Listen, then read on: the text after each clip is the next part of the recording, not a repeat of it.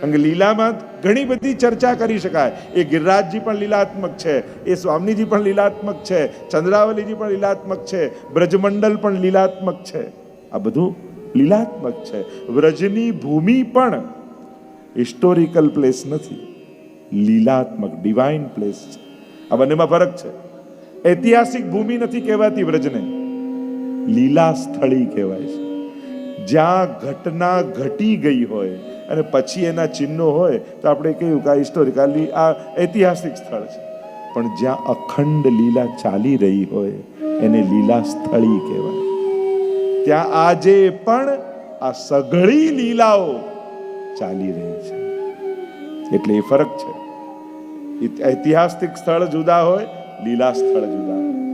ત્યાં અખંડ આજે પણ જ્યાં જ્યાં જે લીલાઓ ઠાકોરજીએ કરી ત્યાં ત્યાં તે લીલાઓ આજે પણ ચાલી રહી છે. અને એટલે આજે ચાલી રહી છે તો આજે પણ એનો અનુભવ થઈ શકે, આજે પણ એ લીલામાં પ્રવેશ થઈ શકે. કારણ કે પુષ્ટિ ભક્તોનું લક્ષ્ય શું હોય છે? આપણું મુખ્ય ગોલ શું, એમ શું, પરમ ફળ શું? કૃષ્ણ ભક્તિથી યાત્રાની શરૂઆત થાય, કૃષ્ણને પ્રેમ કરીએ, કૃષ્ણમાં નિષ્ઠા થાય આપણી. પણ આપણે એમ નથી ઈચ્છતા કે કૃષ્ણમાં હું ભળી જાઉં, કૃષ્ણમાં પ્રાપ્ત થઈ જવું, એવી આપણી ઈચ્છા નથી હોતી. આપણો લક્ષ્ય શું હોય છે? ભગવાનની લીલામાં મારી પ્રાપ્તિ થાય. રાસ લીલામાં, હોરીખેલ લીલામાં, દાન લીલામાં મારી પ્રાપ્તિ ભગવદ લીલામાં થાય. અને આ જ્યારે આપણું લક્ષ્ય છે, કારણ કે ભગવત સીધી પ્રાપ્તિ ભગવાનમાં કરવી હોત તો ભગવાન જ કાફી હતા, પછી બીજા કોઈ લીલા પરિકરની જરૂર નહોતી. પણ લીલામાં પ્રાપ્તિ કરવી છે એટલે યમુનાજીનો આશ્રય કરવો પડે છે. કારણ કે હેત કરી દેત શ્રી યમને વાસ કુંજે, યા રાસમાં દેત તારી કર લેત ઝટકે, એવા અનેક પ્રકારના આગળ પદોની ચર્ચા કરીશું. તો કૃષ્ણ લીલાની પ્રાપ્તિ યા કૃષ્ણ લીલામાં આપણી વ્રજભક્ત રૂપ બનીને પ્રાપ્તિ થાય અને એમાં કૃષ્ણ રસનો પરમ અનુભવ કરીએ, એ પરમ લક્ષ્ય એક કૃષ્ણ ભક્તનું હોય છે, એક પુષ્ટિ ભક્તનું હોય છે. એટલે એ સ્પષ્ટતા થઈ જવી જોઈએ કે આપણે પામવા શું ઈચ્છીએ છીએ, આપણે શું ફળ પ્રાપ્ત કરવા ઈચ્છીએ છીએ. તો દરેકનું એક પરમ ફળ, કારણ રાસ સમયે ભગવાને પોતાના સર્વોચ્ચ આનંદનો અનુભવ રજભક્તોને કરાવ્યો. એટલે દરેક કૃષ્ણ ભક્તિની આકાંક્ષા હોય કે અમારી રાસમાં પ્રાપ્તિ થાય. અને એ પ્રાપ્તિ કરાવનારા શ્રી યમુનાજી છે. અને એટલા માટે આપણે ત્યાં યમુનાજીના ગુણગાન, યમુનાજીનું આરાધન, યમુનાજીની સેવા આ વિશેષ મહાત્મ્ય રાખે છે. કારણ કે આપણા પરમ ફળ સુધી આપણને પ્રાપ્ત કરાવનારા શ્રી યમુનાજી છે. એટલે તો જીવનું પણ જ્યારે બ્રહ્મ સંબંધ થાય, બ્રહ્મ સંબંધ જબ હોત યા જીવ કો તબ ही इनकी भुजा वाम फरके, दौर कर शोर कर जाए पियसो कहे, अति ही आनंद मन में जू हरके. 41 પદોમાં આ બધી ચર્ચા આવશે. રાસ રસ સાગર શ્રી યમને જુજાન, શ્રી યમને રસખાન કો શીશ નાઉ. આ એક રસ શબ્દ, જ્યાં જ્યાં રસ શબ્દ વપરાય માનો એ કૃષ્ણ માટે છે. કારણ કે શાસ્ત્રમાં કૃષ્ણને રસો વૈ સહ, એ રસરૂપ છે, એ આનંદ રૂપ છે. એટલે આપણે નંદઘર આનંદ ભયો. કોણ પ્રગટ્યું છે? કોઈ બાળક નહીં, કોઈ છોકરો નહીં, કોઈ દેવકીજીનો દીકરો નહીં, યશોદાજીનો દીકરો નહીં. વેદમાં જેના માટે એમ કહ્યું આનંદ માત્ર કરપાદ મુખોદરાદી, જે સર્વાંગ આનંદમય છે એ બ્રહ્મ નંદ બાબાના ઘરે પ્રગટ થયા છે. એટલે કહીએ છીએ નંદઘર આનંદ ભયો. પણ કયા નામે? તો કે જય કનૈયાલાલ, કૃષ્ણ નામ પ્રગટ તો ઈશ્વર થયો છે. તો ઈશ્વરના આ રૂપને જ્યારે જાણો છો ત્યારે પ્રભુ પોતાની સમગ્ર લીલા સૃષ્ટિને પોતાના નિજાનંદ માટે પ્રગટ કરે છે. અને આપણે ત્યાં તો એ જ ભાવ છે કે એ જ લીલા સૃષ્ટિમાંથી વિખૂટા પડેલા જીવો એટલે આપણા આ પુષ્ટિ માર્ગીય વૈષ્ણવ. અને આપણી પુનઃ લીલામાં ગતિ થાય એટલા માટે જ યમુનાજી ભૂતલ પર પધાર્યા છે. નેહ કારણ શ્રી યમને પ્રથમ આઈ, ભક્ત કે ચિત્ત કી વૃત્તિ સબ જાન કે, તાતે અતિ આતુર જુધાઈ. 41 પદમાં જુઓ, પ્રેમને કારણે યમુના, ઠાકોરજી તો પછી આવ્યા, યમુનાજી પહેલા આવી ગયા. પપ્પા પછી ઊભા થાય, પણ બાળક પડવા જતું હોય તો માં પહેલા દોડીને પકડી લે. આ માનો સ્વભાવ છે. અને એટલા માટે શ્રી ઠાકોરજી પછી પધાર્યા, પણ યમુનાજી પહેલા આવી ગયા. ભક્ત કે ચિત્ત કી વૃત્તિ સબ જાન કે, જાણે છે વૈષ્ણવની વૃત્તિ શું છે. તો આ બધી ચર્ચાઓ આપણે બધા જ આ 3 દિવસ માટે, યમુનાજીના તો મુખ અપાર, ગુણ અપાર, મુખ એક કહા લો બરનીએ, અનંત ગુણ ભૂષિતે. તો થોડુંક અન્યાય જેવું લાગે કે આટલા બધા ગુણો ગાવાના, જીભ એક જ. પણ યમુના જલના આચમન તો ચમચીથી લઈને પાન કરો ને, તેમાં સમગ્ર યમુનાજીનું પાન કહેવાય. હવે તમે એમ કહો કે ભાઈ યમુનાજીના પાન કર્યા તો શું આખા યમુનાજી પી ગયા? ના, પીએ છે તો અંજલિમાં જ, પણ કહેવાય શું, મેં યમુના પાન કરી લીધા. તો આ ગુણગાન પણ એવા જ છે કે જ્યારે યમુનાજીના પાન કરો છો ત્યારે યમુનાજી તમને આટલા જ નથી મળતા, એ તો પૂરા જ મળે છે. એટલે એ સમજી લો, આ અલૌકિક તત્વોમાં માત્રા ના જોવાય, એની સાઈઝ ના જોવાય. એમ હોય કે ઠાકોરજીને જે મોટો ઠોર ધરે એના પર ઠાકોરજી વધારે કૃપા, અડધો ધરે તો 50% કૃપા, એનાથી નાની મઠડી બનાવે તો 25% કૃપા. આમ જેનો લીટરનો કટોરો હોય દૂધનો, કે આના પર 100% કૃપા, પેલા તો 500 ગ્રામનો છે, પેલા તો 250 ગ્રામનો, આ રીતે કૃપા હોય. પેલો યમુનાજી 1 લીટર વધારે પી ગયો તો યમુનાજી બહુ કૃપા કરશે. આવું કોઈ જારીની સાઈઝ જોઈને કૃપા થતી હોય, કેટલું યમુના જળ પીધું. અરે એક બિંદુ પણ, કારણ કે સુરત શ્રમ બિંદુ સી સિંધુ સી, એ બિંદુ જ કાફી છે. મહાપ્રસાદની માત્રા ના જોવાય, એની સાઈઝ ના જોવાય. ભગવાન તમે થોડું કર્યું, મળશે તો પૂરો જ, એ ક્યારે અધૂરો નહીં મળે. યમુનાજી પણ મળશે તો પૂરા જ. તમે એકવાર યમુનાજીનું નામ લીધું કે અહર્નિશ જપો, એ મળશે તો પૂરા જ. તો આ બધી જ ચર્ચાઓ આપણે કરવાની છે. યમુના ગુણગાન ઉત્સવ છે ને, તો ગુણના ગાન સાથે મળીને કરવાના છે. અને યમુનાજીના ગુણના શ્રોતા કોણ? આ કથાના શ્રોતા કોણ? 41 પદમાં તો કહું, તિનકે ગુણ સુનન કો લાલ ગિરિધરન પિય આય સન્મુખતા કે વિરાજ. એના શ્રોતા જીવ નથી, ભગવાન પોતે છે. એ સાંભળવા માટે ઠાકોરજી પોતે આવીને બિરાજે છે. એટલે આપણે અત્યારે ગોપાલધામના ગોપાલલાલ પ્રભુ હમણાં હવેલીમાં નહીં, એ તો રોજ અહીંયા આવીને બિરાજશે. કારણ કે એમને અતિ પ્રિય છે આ ગુણગાન, અને એની સાથે જોડાયેલા વૈષ્ણવનો ભાવ છે. તો પ્રભુ પોતે પધારે છે, અને એ જ્યારે પધારે છે ને, ત્યારે દરેકના હૃદયમાં આનંદ રૂપે વ્યાપી જાય છે.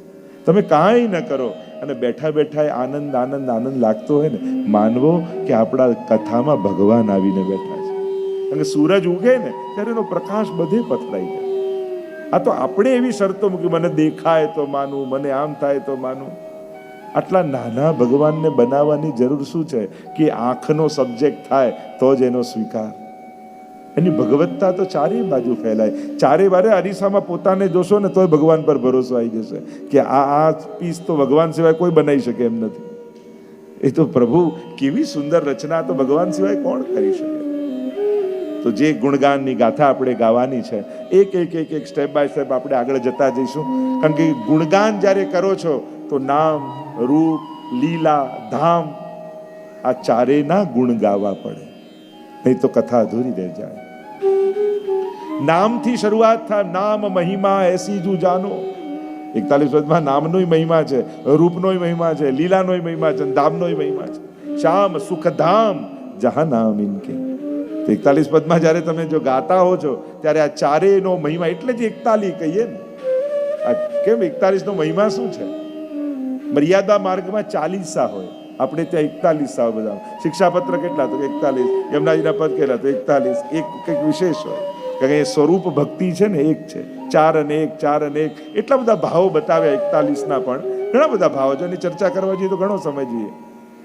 નામ, રૂપ, લીલા, ધામ કોઈ એક ના ગાવા જેવા છે તો યમુનાજી છે. યા ધર્મ, અર્થ, કામ, મોક્ષ ચારે પુરુષાર્થ કોઈ એક દ્વારા સિદ્ધ થતા હોય તો યમુનાજી. 4 1 4 1 4, એમ 41ના ઘણા ભાવ થઈ છે. પણ સીધી સાદી ભાષામાં એમ કહીએ, આપણી ને ઠાકોરજીની એક તાલી થઈ જાય એ જ 41 છે. 41નો સીધો સાદો ભાવ એમ કરી શકીએ. અને આ 41 પદ યમુનાજીના 41 સ્ટેપ છે, પગથિયા છે. તો અને સીધા વૈકુંઠ કહ્યું ને, ઉભય કુલ નિજ ખંભ હે તરંગ જુ સીઢી માન, શ્રી યમુના પ્રગટ વૈકુંઠ કી પ્રગટ નિસરણી જાન. વલ્લભ સાખીમાં કહ્યું છે કે એક એક લહેરો એક એક પગથિયા છે. એટલે આ 41 ઘાટ આવશે, એમ તો 40 ઘાટ ને 41મું એ વિશ્રામ સ્થળ, એ વિશ્રામ ઘાટ. એટલે આપણું જીવન યમનોત્રીથી વિશ્રામ ઘાટ સુધીની યાત્રા એ આપણી છે. શરૂઆત થાય ભાવના પ્રવાહની, અને કદાચ સાંભળતા સાંભળતા યમુનાજી ભાવનું દાન કરે ખરા. દરેક વસ્તુ તરત જ સમજાઈ જાય જરૂરી નથી, અને ન સમજાય એટલે નકામી છે એવી ગેરસમજમાં નહીં રહેવું. ઘણીવાર આપણે અમને ના ખબર પડે એમ કહી, પણ પ્રયાસ કર્યો, સાંભળવાનો કોશિશ કરી, જેમ જેમ સાંભળશો એવા આનંદની અનુભૂતિ થઈ જશે. પણ ઘણીવાર ઉત્તમમાં ઉત્તમ વસ્તુઓને આપણે બહુ નાની વાતમાં છોડી દેતા હોઈએ અને જીવનનો કેટલો મોટો આનંદ ગુમાવી દેતા હોઈએ છીએ. જીવનમાં કેટલી મોટી એક જે ધરોહર મળવાની છે એનાથી આપણે વંચિત રહી જઈએ છીએ. એટલે કોઈ વસ્તુ જ્યારે તમને સત્ય લાગે છે, ઉત્તમ લાગે છે, તો દરેક વસ્તુ ના સમજાય તરત. આ તો સાંભળતા સાંભળતા કરતા કરતા સમજમાં આવવા લાગે. ઘણી વાર લોકો એમ કે અમને આ સેવા આવડતી નથી ને એટલે પધરાવતા નથી. કેટલો ઊંધો લોજિક. કરો તો આવડે કે આવડે પછી કરવાની હોય? કરો તો આવડી જાય, ગાઓ તો આવડી જાય. યમનાષ્ટક નથી આવડતું એટલે નથી કરતા, તો 2 વાર વધારે કરો તો જલ્દી આવડી જાય. મૂકી દેવાથી તો ક્યારે આવડવાનું નથી. ન આવડતું એ વસ્તુને વધારે વાર કરાય જેથી શીખી જવાય. આપણે લોજિક જ ઊંધા આપીએ, નથી આવડતું ને એટલે નથી કરતા. કોઈ શીખીને ઉપરથી થોડું કરતા કરતા કરતા શીખી જવાય છે. પણ નાનકડી બાબતને કારણે મહાનતમ તત્વોથી દૂર નહીં થઈ જવું. આપણો લોજિક બહુ બહુ જ નબળો હોય છે. તરતા આવડતું નથી ને એટલે પાણીમાં કૂદતા જ નથી. અમે તો કૂદે તો તરતા આવડે ને. આપણે કોઈ એમ કહે મને તો પાક્કું આવડી જાય ને પછી જ પાણીને ટચ કરીશ, એના વગર તો પાણીને અડવું જ નથી, તો ક્યારે જવાય? અંદર ઉતરો એટલે ધીમે ધીમે તરતા શીખી જવાય. પણ એવી અપેક્ષામાં રાખો કે આવડે પછી પાણીને અડીએ તો ક્યારેય નહીં આવડે. સમજ ઉત્તમ રાખો, ઉત્તમ વસ્તુ પ્રત્યે ઉદાસીન ન રાખો. અને એક બહુ મોટી ગેરસમજ એવી આપણને, આ પુષ્ટિ માર્ગમાં આપણને ખબર ના પડે. કાંઈ એવું કોઈ રોકેટ સાયન્સ નથી. સાવ સરળ જ છે, સિમ્પલ જ છે. પ્રેમ છે, વ્રજભક્તોને યાદ કરો અને વ્રજભક્તો જે રીતે પ્રભુને પ્રેમ કરે છે એ રીતે પ્રેમ કરો. બીજું કાંઈ કોઈ ગણિત નથી. પણ એક ધારણા વડીલોએ, મોટાઓએ, લોકોએ એવી ગુસાવી, તમને ખબર ના પડે, તમે હમણાં આવતા નહીં. અને પધરાવણીમાં તો એવું જ થાય. બહેનોએ પહેલેથી ભાઈઓને સમજાવીને, જો તમને બોલતા આવડતું નથી, આગળ આગળ આવતા નહીં, પાછળ રહેજો. હું કહું ત્યારે આવજો હાથ લગાડવા માટે. પેલાને બોલાવીએ તો દૂર દૂર ફરતો હોય. અમને એમ થાય કે આવતા કેમ નથી? પણ પહેલેથી કલાકની ઇન્સ્ટ્રક્શન એવી મળી ગઈ હોય, હવે આવશે, બોલશે તો શીખી જશે. આમાં કાંઈ કોઈ એવું અઘરું નથી.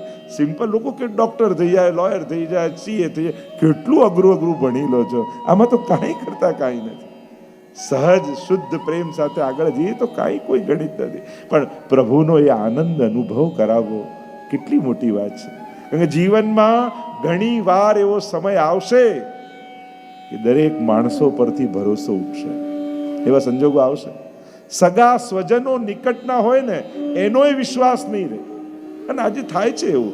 આજે હૃદયની વાત કોની આગળ ખુલીને કહેવી એવા ખભાઓ જ નથી રહે.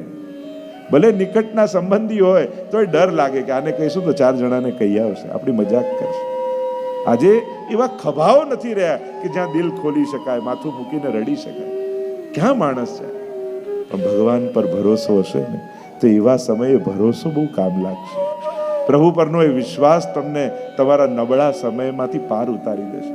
કોઈ હોય ન હોય, મારો ઠાકોરજી મારી સાથે છે, એ જે વિશ્વાસ છે ને, એ ગમે તેટલો લોકો એમ કહેતા હોય કે મારે કોઈની જરૂર નહીં, મારી લાઈફ છે, મારી રીતે જ રહીશ, મને કોઈએ કહેવાનું નહીં, મને બધી ખબર છે. ઇન્ડિવિજ્યુઆલિટી અત્યારના સમયનો બહુ મોટો રોગ છે. એમ થાય મારે કોઈની જરૂર નથી. અરે પડવાની જ છે, ઘરના લોકોની નહીં તો બહાર ફ્રેન્ડ સર્કલની પડશે. ક્યાંક તો હસવા માટે 4 જણા જોઈશે અને ક્યાંક રડવા માટે 2 જણા જોઈશે. માણસને માણસ વગર થોડી ચાલવાનું છે. તકલીફ અત્યારની એ હોય, ઓળખતા નથી જેને લાઈક કરવા જેવા નથી ઓળખતા એને લાઈક કરીએ ફેસબુકમાં, અને ખરેખર સામે છે એને લાઈક જ ના કરીએ.